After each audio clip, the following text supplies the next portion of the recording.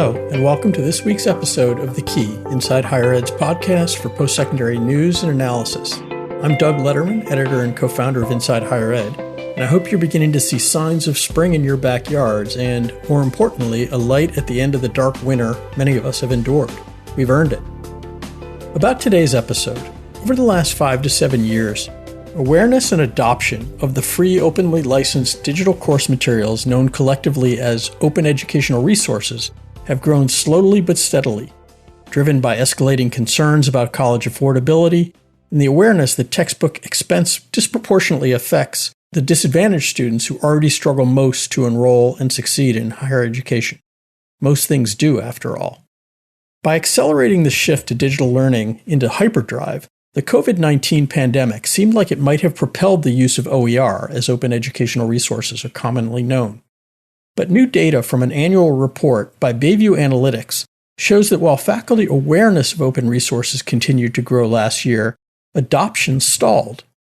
In this episode of The Key, we explore the reasons why professors, as their worlds and those of their students turned upside down, might not have felt they had the bandwidth to experiment with a new textbook or format, and the implications for OER and the textbook market going forward.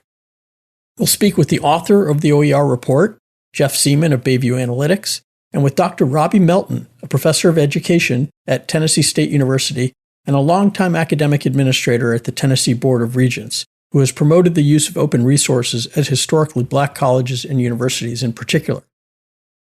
For the student perspective, we'll also talk to Jorgo Gushi, a student leader at Quinsigamond Community College in Massachusetts. Before we begin, a reminder to subscribe to The Key on iTunes or Stitcher or your favorite podcast platform. Now, let's dive into our first conversation with Jeff Seaman, co-director of Bayview Analytics and author of Digital Texts in the Time of COVID, and Dr. Robbie K. Melton, professor of educational leadership and associate vice president for the National Smart Technology Innovation Center at Tennessee State University. Jeff and Robbie, welcome to The Key. Thank you. Thank you very much. Jeff, you've been tracking the OER landscape for a long time. What do the latest data tell us about how the pandemic altered what had been a pattern of steady, if slow, increase in both awareness and adoption of these free and openly licensed materials? Interesting, because we went into this year expecting everything to be different. Everything else has been different. All of our other studies we've been showing faculty are just overwhelmed in trying to put together a fall term online, with probably the majority of them doing it online for the first time in their career. We expected data to be all over the map, and actually we were worried that we wouldn't be able to have enough time to actually have them answer their questions. So in one sense, we were very surprised at how much did not change. Awareness went up. Almost the same amount has gone up, marching up a little bit, a few percentage points every year. Been doing that for 5 years. We thought that was a bit surprising because we'd expected people to sort of like be so overwhelmed with everything else they're dealing with, they wouldn't have been paying any attention. OER adoption went up a little bit for supplemental materials, but did not go up at all for primary required course materials. And this is the first time since we've been measuring, so over a 6-year period, that an increase in awareness was not coupled with an increase in adoption. Was that surprising or not is a really interesting question. I mean, I wasn't surprised, but just because of the level of activity that faculty members had to be dealing with in general across the board just to get their courses out. The one piece of information we saw in this particular study that really showed that sort of level of how much they had to deal with is it was the lowest proportion ever that we've seen to change their course materials. That overwhelmingly they were teaching the same course using the same materials that they had done before, and the ability to take the time and just to pick something else, other than perhaps the two things we did see were adopting a newer edition of the same textbook or moving a textbook from print to digital. But it was the same textbook, and that was about all they had the time and attention to do. So does it seem logical then that faculty members who did remarkable work in keeping most of their students on their educational paths while themselves adapting in ways that some people weren't sure they were going to be able to, just had too much on their plates to do even more curricular experimenting by trying OER? Do we also think maybe that they wanted to avoid throwing another curveball to their students? Yeah, I think that it's a strong possibility. Let's put it that way. What we did see is faculty members told us in this report and in multiple others we've done over the past fall that they were using new and different teaching techniques because they had to. And they learned about new techniques, and they were doing a lot of more things online. They were doing one-to-one video conferences with students they'd never done before. They were using online resources in ways they'd never done before. And they were also using digital materials to a much greater extent than ever in their previous careers. So was their plate really full? I mean, what they tell us is absolutely we're doing all this other stuff. I got through the term. I'm proud that I got through the term. It wasn't as bad as I thought it would be, but maybe not as good as I hoped. All of this comes in and says, did I have the time or attention, and where was selection of a new course material on that hierarchy of needs as I worked my way through the fall? And the answer is pretty below the cut line for most of them. I think everybody was doing those calculations and figuring out, what do I have capacity to do? Robbie, how does this collection of findings about what happened in this past year related to OER, how did those findings resonate with you from your perspective as a professor and a longtime system administrator? I'm not surprised at the data. You have to remember, when the pandemic hit, you had a 100% transition to online. And as the data is indicating, you had these professors who might not have been really comfortable online, now forced, the word is forced, to be online. So what do? You hang on to something that's secure, that you know, and that's a textbook. And going online, now you have to get used to the technology.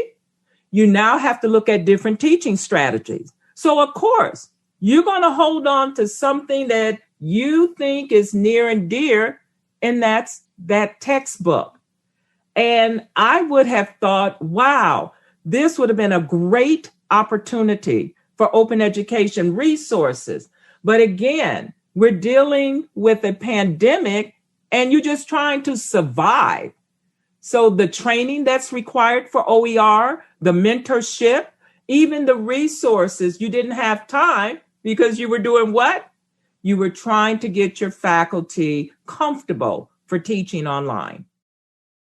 So based on what you see on the ground, which of the various factors commonly cited by faculty members for not wanting to create or use OER, whether it's concerns about quality or lack of awareness and ability to find open resources, time demands, which do you consider to be the biggest impediments to wider adoption of OER? Okay, I'm going to throw out the top two. Okay. Evaluation and assessment. When you look at commercial textbooks or whatever, you have test banks, you have outcomes, everything is like a recipe. Everything's put in order from beginning to end. With open education resources, you might adopt materials, but then you have to assess it. You have to show short-term, long-term. And it's that long-term outcomes that faculty members are a little uneasy with. Number two, mentors. In other words, if I'm going to adopt open education resources, I would love a community where I can go to the math community and say to the math national organization, can you all help with open education resources? So our learn societies, our professionals, discipline societies have not really stepped forward to help faculty and to really embrace open education resources. Jeff, how does that resonate with you? We've talked in the past about the sort of lack of structures and systems around OER, especially compared to the publisher communities that are long established. How much of a factor are the things Robbie's raising from your perspective? Going back to your original, which of the various pieces are most important? I still have to come back to its awareness as the biggest one. We just went over the majority of faculty members can even say they have any level of awareness of OER. And that includes I'm somewhat aware, I've heard of the term, but I really have never seen them.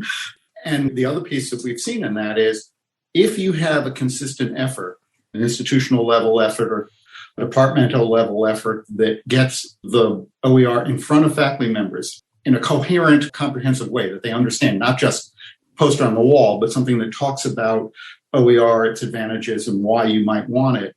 We've seen in our, both this year and in last year's study, that if faculty members are aware of that, they are 3 to 4 times as likely to adopt OER. So when I look at that, there's a huge, given that we know that probably a slight majority of faculty members have to be classified in the I have no idea why this is important, why I should use it category, that getting this message in front of them from people they trust and that says why this is better for you or could be better for you is really the key determinant here. I'd say 2 things. One that we had as a real barrier that we heard 2 years ago, 3 years ago was, I don't want to move to OER because it's digital.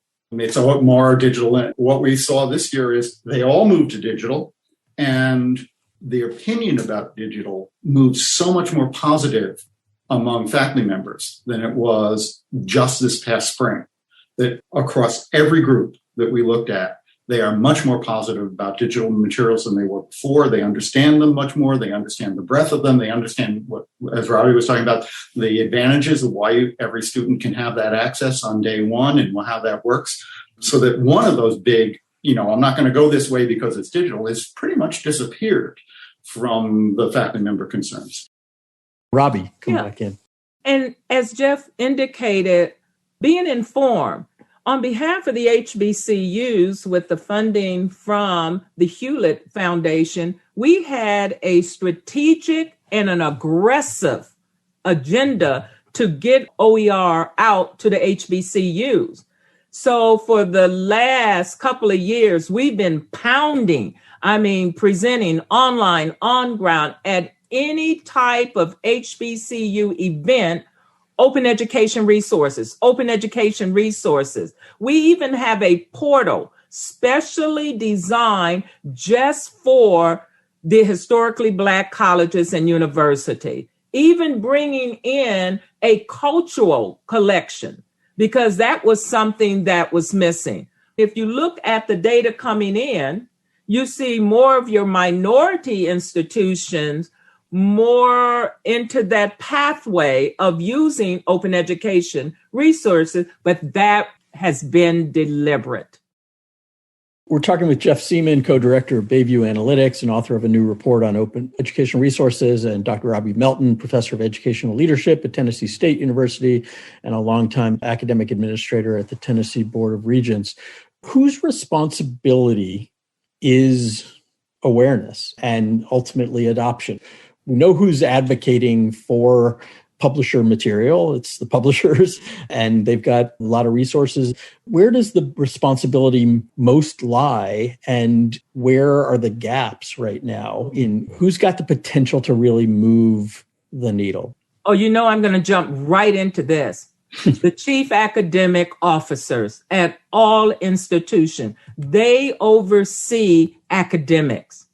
They have the influence just by the strike of a word to make things happen. I also say the president, they have a responsibility because we're talking about access, affordability, and with our communities. So on behalf of the HBCUs, we're even going beyond the institution. We're going to the NAACP. We're sending the word out that there are affordable solutions to assist minorities in not just going to college, but staying in college. But again, I put it on the chief academic officers. When you ask faculty members where they find out about their textbook is almost always from their peers. So there's been a whole ecological system out there that supported the previous publishing mechanisms, which we saw from 2 years ago and 3 years ago in our reports and surveys that faculty were getting very tired of. The question is, who provides an alternative source of that? To your question here, and one is, what we see is if it comes from an organization that you are a member of, like your own institution, or that you trust, or your professional organization, that it carries considerably more weight than if it's just coming from some organization. An OER provider advertising to you doesn't carry the weight as much as your department chairman saying you should look at this, or an institution-wide thing that says we have to be concerned with not necessarily pushing OER, but pushing access and affordability. And if I'm pushing access and affordability, what are the best solutions? So clearly the trends that we're seeing, several of which are really intensifying, internal and external pressure on colleges to become more affordable, particularly for disadvantaged students. What had been a slow, steady move to digital learning and course materials, which, Jeff, you just pointed out, we just blew past the slow, steady and became forced for everybody. And then the push for greater post-secondary equity generally and digital equity sort of flowing from last summer's Black Lives Matter and George Floyd protests, et cetera. So all of those trends ought to be pushing in the direction of more use of low cost and high quality and accessible materials. Now, the publishers are pushing their own approach to that. And there are obviously institutions and administrators that are supporting inclusive access and other programs that are sort of publisher created, perceived to meet some of those needs. How does OER compete and gain a foothold in that competition? It's called marketing. Marketing. Of course, your publishers market, whether it's a desktop or whether it's a pop-up email or whatever, social media. OER has missed that opportunity to push and market. And again, as Jeff indicated, it's not that we're pushing, we're looking at access, affordability. But again, in order for people to know, they have to hear it more than from one format. So I say, if you want to see a major jump in faculty being aware, we have to be very strategic in our marketing, not only to the faculty, but for the students. There's lots of advocacy for OER coming from lots of different sources, but it is pretty diffused. Is there a need for something more centralized, and what does that look like? Is there a need? Absolutely. And I agree completely with Robbie. The whole point here is how do you market this piece and get marketing often has especially in academia, it comes with bad connotations that, that's not something we do in academia, but it is really the case that, in my view, the biggest barrier to faculty understanding the potential merits of open resources is they've not been aware of them and been informed in a meaningful way of what those pieces are. And I agree with sort of your diverse and diffused sets of activities going out there. But the good news on that is from the OER front is there's far more of that now than there was 5 years ago. It's much more visible now. And there's an understanding, at least in several of these, and for example, Robbie's example in the HBCUs, where if you take a focused attempt to move and get a message out to a large group of people in some way that you've thought about with a very, we're going to talk about how this is affordable. We're going to talk about how this impacts accessibility, and we're going to do in a meaningful way that allows, and then provide the structure in place. Maybe it's research librarians, teaching and learning centers, or whatever else is happening on the institutional side that supports that and reinforces that message. It's been very effective. Robbie's mentioned the HBCUs. In the report this year that we see that in minority serving institutions across the board that we looked at, awareness of OER is up. over others, that they have just as much saying that if I were aware of an initiative, I'm 3 to 4 times likely to adopt OER, and their OER use is higher than other institutions in general. So that kind of focus, we have a lot of evidence that if you put the energy into these big picture marketing pieces where you're marketing the right message to faculty members that answer a particular concern of theirs, that it's been effective. Do the various pressures and influences on the higher ed market right now, the push to make college more affordable, particularly for underrepresented and disadvantaged students, pressure to focus more on equity, the sudden forced shift to digital and whatever staying power that has, create conditions that collectively could lead to a significant expansion of OER use? As a researcher, I'm most excited because I don't know. What I like about this, times of chaos are also times of opportunity. And there's been a lot of chaos in higher education and massive amounts of change. So what we're seeing is, that steady growth, a couple of percentage points, 5%, whatever, per year in OER awareness and OER use, and how people were, and a steady move to digital, which, as you said, we blew that one out, means that the situation next spring, this is your situation next fall, is going to be unlike any we've seen before.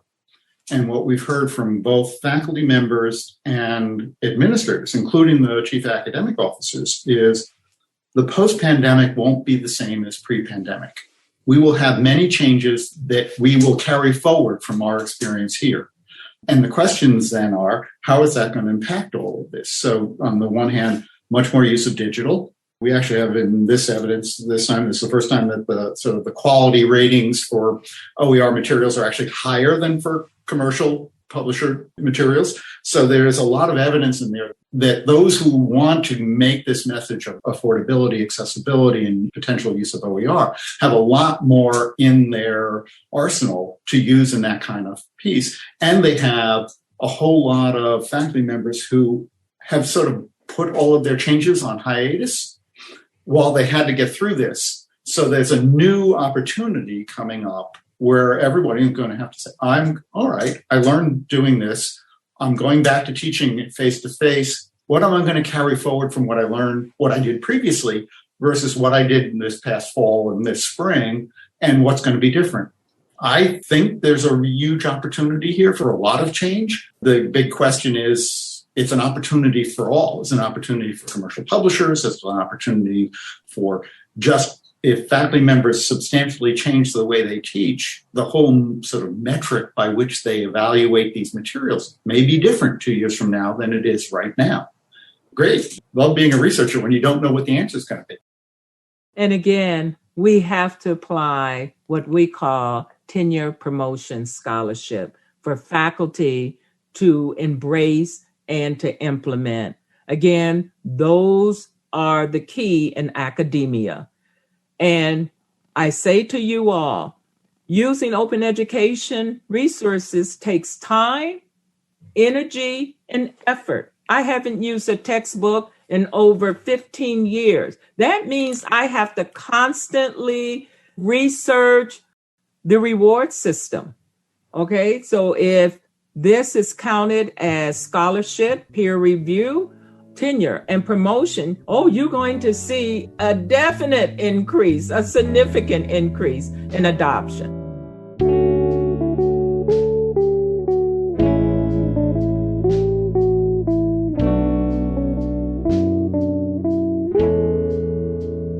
You're listening to The Key with Inside Higher Ed. Be sure to subscribe to this free podcast on your favorite platform, including iTunes, Stitcher, and Google Podcast.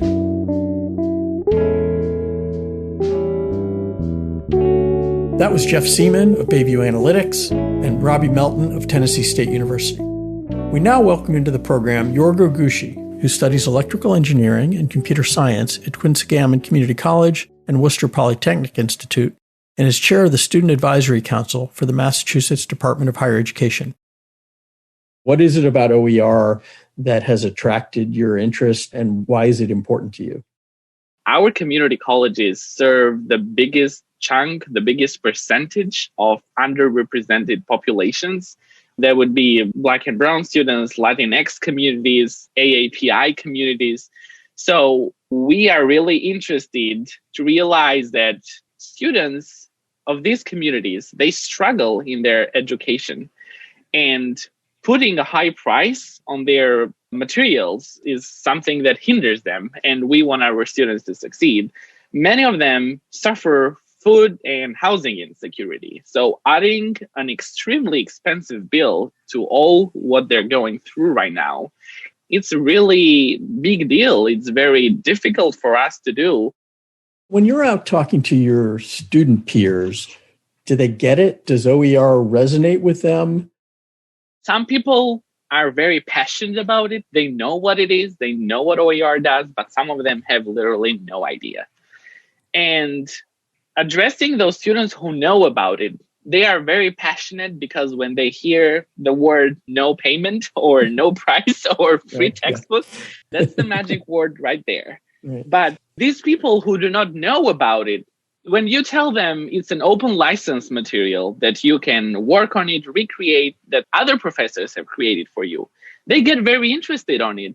But I believe they do not follow up with it because they're used to those classic materials that professors provide. Mm-hmm. So they're used to listening to McGraw-Hill, they're used to Pearson. And when they hear names other than that range, they're a bit suspicious, I would say. Interesting. And then I assume in your work, you have exposure to professors as well. What are the primary impediments you sense among professors from adopting open resources? Is it awareness, or are there also other impediments that even when they know about it may keep them from wanting to use them? So I think awareness is a bigger problem for students, but on the faculty side of this, I believe they are aware. Most of the faculty I know and the people I've encountered, they know what OER is. But I would say because of COVID, this session, they're hesitant because they didn't have the time or they didn't want to commit to recreating something new during such an uncertain time. But even before COVID, I think they were hesitant because they were not sure. They wanted to commit their time, efforts, and everything into some materials that in the end, other professors might not adopt. So I think they were worried about how approved their materials will be and how well accepted they will be. But there's some professors who, they try to break the barriers. They're really passionate about it. And that's what we love, seeing professors that fight for this and try to help students. Because at the end, OER is meant to help students. Do you see progress in support for, and ultimately, do you think we will see progress in adoption of open resources as the pressures on colleges to become more affordable continue to grow, as pressures to create a more equitable education system grow? I do. I think since my very first year that I started in 2019 up to now, I've seen really big progress, honestly. And I believe that COVID set the ground for more improvement. I think COVID created such fertile ground for OER to grow because we realized that even with what happened, all the resources are available to us through technology. And we want materials that are open. We want materials that are accessible. We want them to be affordable. We want the students to benefit from the information we provide for them. So I think in the years to come, as more student interest grows, I think the pressure will grow on faculty members, and also the pressure will grow on administrators. Because as we're moving towards recovering from a pandemic, we want to recover economically as well. So colleges are looking to attract students, and what a better way to attract them by offering materials like this. I don't know whether you have any experience with inclusive access or some of the other approaches that some of the publishers have put forward, also as they view it to address affordability. What's your sense of those approaches, and do you support them as better than the old publisher model, but still less desirable than OER? How do you look at that? So I haven't been exposed to resources like that, but based on my understanding, I believe that everything is a business, correct? So these companies looking that students, professors, and administrators are turning their head towards OER. They're trying to build more affordable choices for these students. But of course, as you said, they are good, but not as good as OER. I think they're like the midway you would take, but of course, we want the best route. Right. When you are trying to persuade a student that OER is a good thing with the hope that they may, as you said, sort of apply pressure to faculty members and administrators, what catches students' interest? What's the sales pitch? So usually the people in higher education tend to convince people with data, with surveys, with information like that. But I don't think students are impressed with a lot of information. So I think that personal touch, reaching out to them as a fellow student, or even better as a faculty member in their college, and telling them, look, the OER is evolving and it's very good for you. It's a choice that could benefit you, be more successful. So if you share with them this personal story and let them know in a simple language that OER does such and such, it's an open license, you can recreate the material. After you purchase it, if there is a purchase price, it will be very low. And then after it, you get to keep the material. Because with other publishers, usually when you buy access codes and things like that, you do not get to keep all of that. So students knowing that they can highlight, they can make notes in their books, they can keep them and reference them in their future years of their education, I think that's what grabs their attention. And if you tell them that, oh, look at this college, they work with OER and they save, let's say, $1.2 million in a year, they get impressed by it because it is impressive after all. But then is ultimately the thing that captures their attention the fact that it's going to knock their bill down and be more affordable? Is that really what is the ultimate decider for students? I think, yes, affordability is, we say don't judge a book by its cover, but judge it by its price. So I think students tend to be impressed by lowering the price of it component, but also by the equity component, as I mentioned. So by OER, we're trying to boost success into these communities. And if they know about it, they tend to be more acceptable towards it. That was Jorgo Gushi of Quinsigamond Community College. Thanks to him and to Robbie Melton and Jeff Seaman for their thoughtful insights on this week's program. And please join us in the coming weeks as The Key takes a look at issues such as the state of adult students in higher education, what keeps college presidents up at night, and a new effort to help colleges learn how to work together. Thanks for listening. I'm Doug Lederman, and this is The Key.